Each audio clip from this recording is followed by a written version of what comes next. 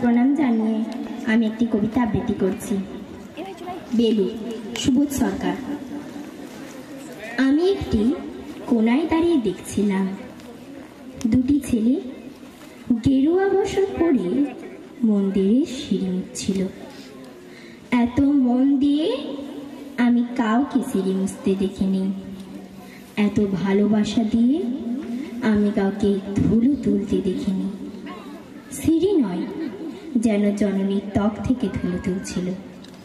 এভাবে কেউ সিঁড়ি থেকে ধুলো মুছতে পারে এ আমি কোথাও দেখিনি।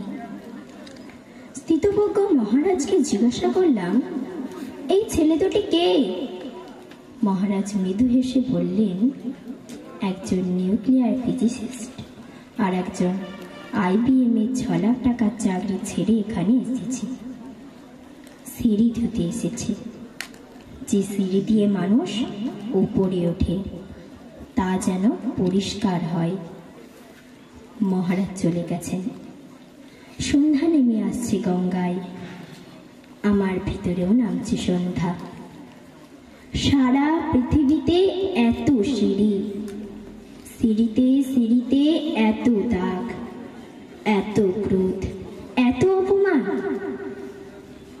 আরতি শুরুর আগে মনে হলো, যে সিঁড়ি মুছতে পারে না সে কোনোদিন মানুষের চোখের জল মুছতে পারবে না।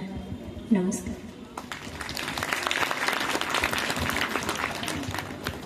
আবৃত্তি উপস্থাপনে ছিল এতক্ষণ